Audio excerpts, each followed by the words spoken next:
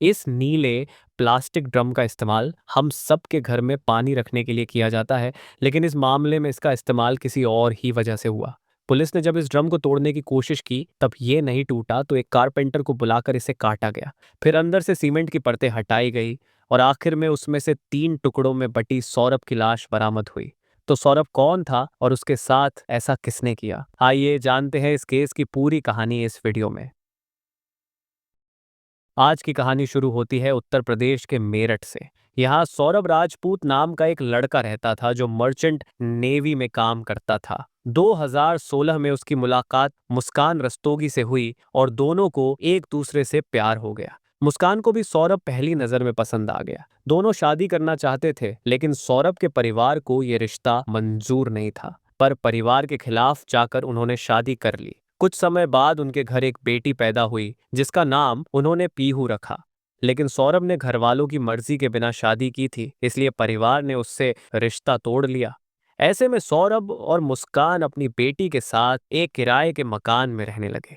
लेकिन सौरभ की posting London में हुई थी, जिस वजह से वो साल के ज्यादातर 9-10 महीने घर से बाहर ही रहता था। इस दौरान मुस्कान अपनी बेटी पीहू के साथ किराए के घर में अकेली रहती थी। अब पीहू दूसरी कक्षा में पढ़ रही थी, इसलिए मुस्कान उसे रोज स्कूल छोड़ने और लेने जाया करती थी। इसी दौरान उसकी मुलाकात इंदिरा नगर में रहने वाले साहिल शुक्ला से हुई। पहले हल्की फुल्की बातचीत हुई, फिर दोस्ती, और धीरे धीरे ये दोस्ती प्यार में बदल गई। अब मुस्कान घर में अकेली रहती थी, इसलिए साहिल का वहां आना जाना लगा रहता था। एक दिन मकान मालकिन ने इसे देख लिया और जब सौरभ लंदन से घर लौटा तो उन्होंने उसे सब कुछ बता दिया। उन्होंने सौरभ से कहा कि उसकी गैर मौजूदगी में एक लड़का मुस्कान से मिलने आता है और कई बार देर रात तक घर पर रुकता है। फिर शक होने पर सौरभ ने मुस्कान का मोबाइल चेक किया और उनके चैट पढ़कर उसे इस रिश्ते की सच्चाई पता चल गई। इसके बाद उसने मुस्कान को समझाने की कोशिश की, लेकिन मुस्कान नहीं मानी। बातों बातों में दोनों के बीच झगड़ा बढ़ गया और आखिरकार सौरभ ने मुस्कान को उसकी हालत पर छोड़ दिया और वापस लंदन चला गया। धीरे धीरे समय बीतता गया और इस दौरान मुस्कान और साहिल का रिश्ता और गहरा होता गया। लेकिन अब साहिल शुक्ला के मन में डर बैठ गया था कि कहीं मुस्कान उसे छोड़कर अपने पति सौरभ के पास वापस न चली जाए, क्योंकि उसकी एक बेटी भी थी। यही सोचकर उसने मुस्कान को सौरभ को रास्ते से हटाने के लिए उकसाना शुरू कर दिया। वो बार बार मुस्कान से कहने लगा कि अगर सौरभ हमेशा के लिए हट जाए तो उनके बीच कोई रुकावट नहीं रहेगी। धीरे धीरे मुस्कान भी इस बात से सहमत होने लगी और दोनों ने मिलकर सौरभ को मारने की साजिश रचनी शुरू कर दी। फिर आता है 25 फरवरी का दिन, जो मुस्कान का जन्मदिन था। इतने झगड़ों के बावजूद सौरभ अपनी पत्नी और बेटी से मिलने लंदन से मेरठ आया, लेकिन उसे अंदाजा भी नहीं था कि यह मुलाकात उसकी जिंदगी की आखिरी मुलाकात साबित होगी। क्योंकि साहिल और मुस्कान लगातार सौरभ को मारने के नए नए तरीके इंटरनेट पर सर्च कर रहे थे। आखिरकार दोनों ने मिलकर पूरा प्लान तैयार कर लिया और हत्या में इस्तेमाल होने वाली जरूरी चीजें जुटाकर मुस्कान के घर में रख दी। अब 3 मार्च का दिन आया, जिस दिन मुस्कान ने अपने ही पति को मारने का फैसला किया था। सब कुछ प्लान के मुताबिक हो रहा था। मुस्कान पहले से ही तैयार थी, इसलिए उसने अपनी बेटी पीहू को पहले ही अपनी माँ के घर भेज दिया। रात को उसने सौरभ के लिए उसका मनपसंद खाना बनाया और उसमें बेहोशी की दवा मिला दी। जैसे ही सौरभ ने खाना खाया, कुछ देर बाद ही उसकी हालत बिगड़ने लगी और वो बेहोश होकर गिर पड़ा।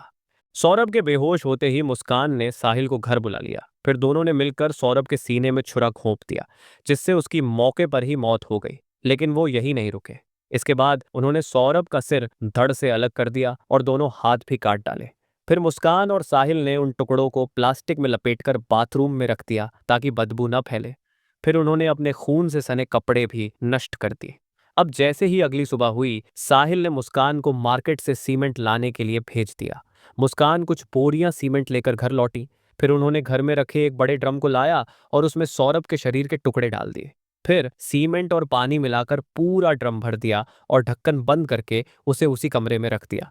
इसके बाद 4 मार्च की सुबह दोनों ने पूरे कमरे की सफाई की ताकि कोई सबूत न बचे। सफाई के बाद मुस्कान और साहिल अपने प्लान के मुताबिक शिमला घूमने के लिए निकल गए।